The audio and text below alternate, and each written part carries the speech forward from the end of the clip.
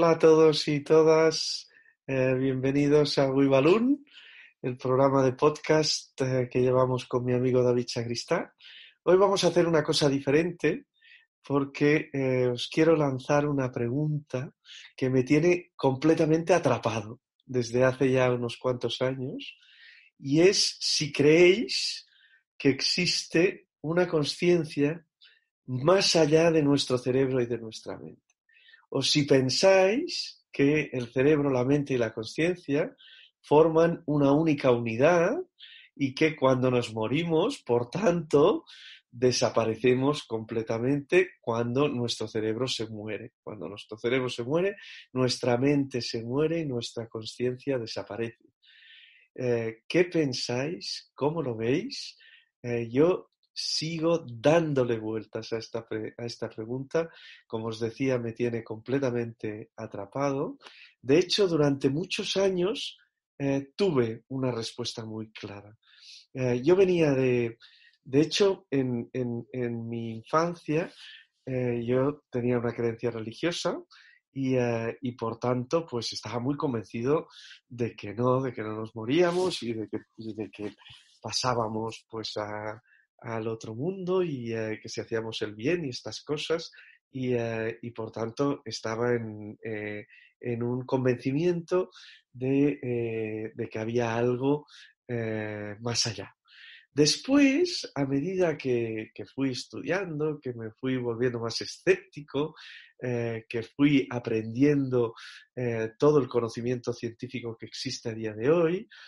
claramente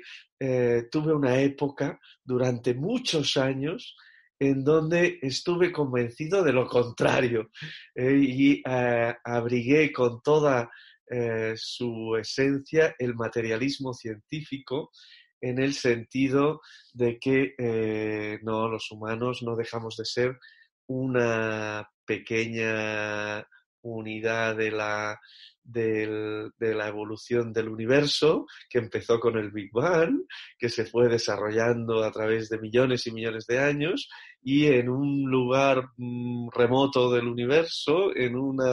espacio totalmente secundario, nacieron los humanos, fruto de la evolución de la física, la química, la biología, la vida, etcétera, etcétera, la teoría de la evolución y todo. Y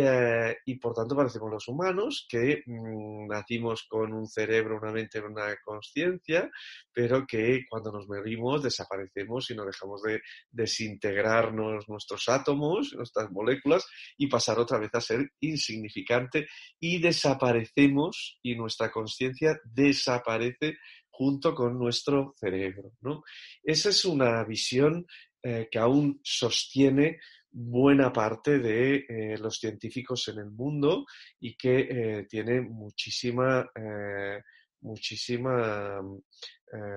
gente que está de acuerdo, ¿no?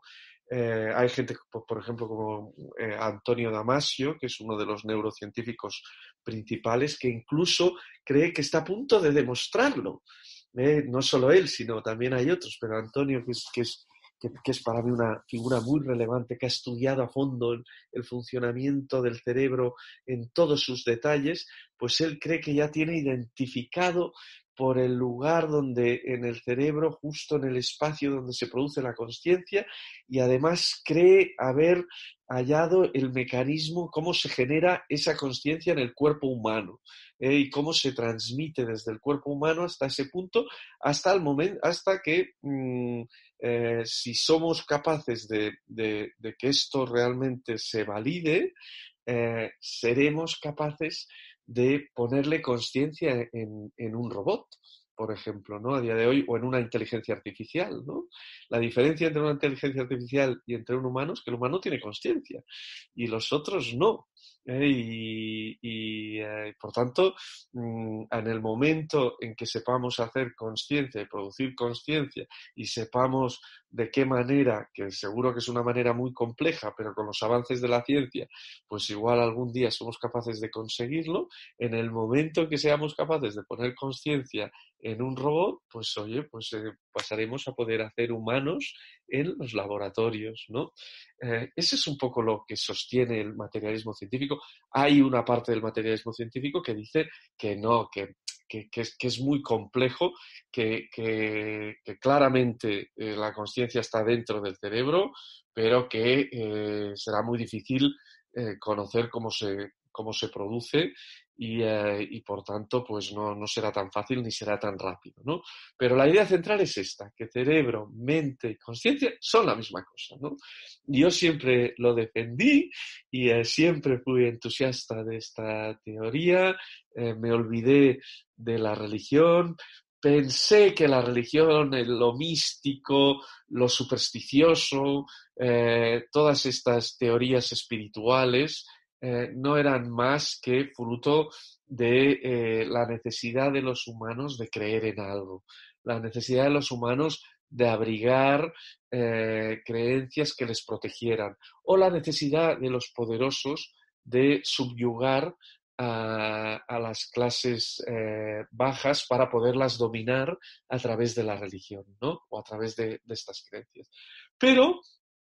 recientemente os tengo que reconocer que en los últimos 5 o 6 años he vuelto a cambiar de opinión y ahora vuelvo a estar bastante convencido de que no, de que verdaderamente hay algo más allá del cerebro, hay una energía muy potente que la podemos llamar Dios o la podemos llamar Gaia, la podemos llamar Brahman, como lo llaman los hindús, la podemos llamar como lo dice el budismo, la mente grande, la podemos llamar de 1000 formas diferentes, pero que el concepto fundamental es que es una energía consciente, inteligente, que está fuera del cerebro humano, ¿no? De hecho, a medida que he entrado a fondo en este tema, pues he ido cogiendo evidencias que soportaban mi nueva tesis y mi nueva forma de entender el mundo, ¿no? Por ejemplo, me adentré en el misticismo y entendí que el misticismo no es lo mismo que la religión y que todos los movimientos místicos del pasado, como el hinduismo, el budismo, la cabala, los sufís, eran gente que no estaban basados en creencias, en cosas que aprendemos desde pequeños y que nos las meten en la cabeza, sino en experiencias subjetivas, en cosas que vivimos, sentimos y con las que conectamos. Por ejemplo, también el chamanismo, ¿no? Los toltecas, los indios toltecas en México, pues era gente que a través de los tambores y a través del contacto con la naturaleza eran capaces de irse a otro universo, de conectar con experiencias que estaban claramente fuera del cerebro, ¿no? En la ciencia también ha habido bastante gente que ha comenzado a abrigar estas tesis, ¿no? El primero de todos, y muy conocido, que fue Carl Jung, el famoso psicoanalista que nos habló del inconsciente colectivo, que él decía, hay una inteligencia fuera que a través de patrones y de moldes mete arquetipos en nuestra manera de pensar en la mente. Y eso viene de fuera, ¿no? Decía, y nos hablaba de que no solo había el inconsciente de Freud, el famoso inconsciente de Freud, la mente oscura que hay dentro de nuestro cerebro, sino que además había una mente fuera que ejercía estos patrones en forma de arquetipos en nuestra mente y en nuestro cerebro, ¿no? Después ha habido un montón de gente también que a través del uso de sustancias como el LSD, la ayahuasca, el peyote, el San Pedro y todas estas cosas que les llaman psicodélicos o enteógenos, han estudiado a fondo este tipo de experiencias, que son experiencias en donde básicamente la mente se amplifica, es como si le pusieran un acelerador de partículas a la mente y la mente, a mí me gusta explicar a veces que es como una hormiga que durante unas horas se le permite estar en el cerebro de un humano y después vuelve otra vez al cerebro de hormiga, ¿no? Y dice, ostras, ¿qué ha pasado aquí? ¿Qué es lo que ha sucedido aquí, no? Y tanto Stanislav Grof como el famoso Timothy Leary de los años 60 y 70, el profesor de Harvard, que fue el gran pionero del movimiento hippie, como recientemente Robin Calhas Harris en todos los estudios que está haciendo sobre la influencia de estas sustancias, pues se están dando cuenta de que verdaderamente hay algo más allá del cerebro, hay algo más allá de la mente, ¿no? Incluso la física pura, con gente como Bohm o Primam, han avanzado mucho también en la idea de los universos cuánticos y los campos cuánticos covariantes y el universo holográfico, ideas muy revolucionarias que rompen con la idea del materialismo científico y que abren la posibilidad de que el mundo sea un mundo mental y de que solo existe mente, y que la mente y que esta energía consciente o esta inteligencia consciente es la que produce la materia y es la que produce todo lo que existe, ¿no? Después también hubieron muchas teorías, las teorías sistémicas de Maturana o de Sheldrake, o las famosas constelaciones familiares de Hellinger, o la famosa teoría integral de Wilber, han sido aproximaciones que también hablan mucho de cómo todo está conectado. Y, por ejemplo, Maturana tiene un ejemplo muy bonito del canto de los pájaros y cómo ese canto de los pájaros es como una sinfonía conectada y como un conjunto que opera de manera... y él lo relaciona también con las conversaciones humanas, ¿no? Parece que seamos separados, que tengamos un yo, que tenemos esta sensación de yo, de ser un ser diferente, de ser un ser separado del resto del universo, cuando no es así, cuando es solo una ilusión, y cuando esto está en la mente, ¿no? Después hay mucha más gente también que ha tenido experiencias de conexión con este universo consciente a través, por ejemplo, de experiencias cercanas a la muerte, a través de la hipnosis, de respiraciones, de meditaciones, gente que también nace con umbrales de paranormalidad, y todos ellos, ya sean los místicos desde el chamanismo, desde la psicoanálisis, desde la neurociencia, desde la física pura, desde las teorías sistémicas, desde las experiencias paranormales, lo más bonito de todo es ver que todos confluyen en una idea bastante parecida y que converge de cómo es esta conciencia universal. Y a diferencia de las religiones, que cada una tiene un dogma diferente y que te explica historias diferentes, aquí no, aquí parece que todos convergen con una idea de que hay una gran conciencia universal, de que todo es uno, de que es una inteligencia que está organizada de manera holográfica y que hay cosas que estamos en una punta del holograma y estamos separados y tenemos esa sensación de separación, pero a la mínima que se nos amplifica la mente, cada vez vamos sintiendo más esta unidad y vamos saliendo de nuestra separación. Primero abrigamos nuestro inconsciente y nos hacemos más uno dentro nuestro, pero después ya somos capaces de salir de nosotros y ampliarnos y conectarnos con esa conciencia universal, ¿no? Por tanto, y acabo con mi autor favorito, Aldous Huxley, él hablaba de la gracia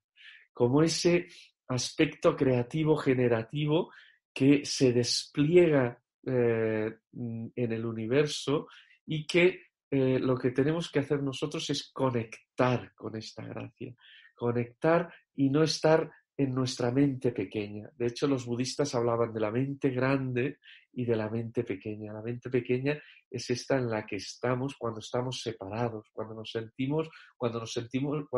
nuestro yo, con nuestra historia y nuestro relato y nuestras creencias y nuestros pensamientos y nuestros sentimientos, y sentimos ahí que formamos una cosa separada del resto del universo, ¿no? En cambio, el universo es uno, ¿no? Y cuando nos separamos de la mente pequeña y conectamos con la mente gracia, esa gracia de Huxley se despliega y nos va indicando por dónde movernos. Incluso la neurociencia se está dando cuenta también de esta idea de una mente grande y de una mente pequeña que viene del budismo. Y teorías como la de la mente bicameral de Julian Jaynes, que trabajó con gente epiléptica y se dio cuenta que el cerebro está dividido entre una cámara izquierda en el lóbulo izquierdo y una cámara derecha en el lóbulo derecho, y Jill Bolte Taylor, que trabajó con enfermos mentales, y Paulo Gazzaniga, todos ellos defienden la idea de que hay como dos habitaciones en el cerebro. Una habitación derecha, en donde la ventana está abierta y estás conectado con el exterior y fluyes con el movimiento del exterior. Es como si esta energía consciente entrara dentro nuestro y nos hiciera movernos en la dirección de esta gran consciencia universal. Y una habitación izquierda, cerrada, en donde reside el yo y reside el autorrelato de uno mismo y residen las creencias y los pensamientos y los sentimientos y nuestra vida. Y ahí estás encerrado, y cada vez que te encierras más puedes caer en la ansiedad y en la depresión si pierdes la conexión con la otra cámara. Así es como lo veo a día de hoy. No niego que algún día igual el materialismo científico me convence de lo contrario, de nuevo, y vuelvo a una posición más escéptica en donde vuelvo a pensar que cuando nos muramos pues no habrá nada más y punto, pero de momento me abro claramente a la posibilidad de la existencia de esta consciencia universal y me gustaría también acabar lanzándoos la pregunta a vosotros, ¿no? De decir, ¿qué pensáis? ¿Cómo lo veis? Para mí es una de las preguntas más bonitas que existen, ¿no? Yo creo que desde el Big Bang hasta ahora ya está casi todo explicado, ¿no? Pero en cambio lo que aún no se ha explicado del todo es qué hay detrás del Big Bang y qué hay detrás de la consciencia, ¿no? ¿Qué es lo que ha creado todo, ¿no? ¿Quién es Dios si es que Dios existe? Ahí os lo dejo, muchas gracias y espero que os haya gustado.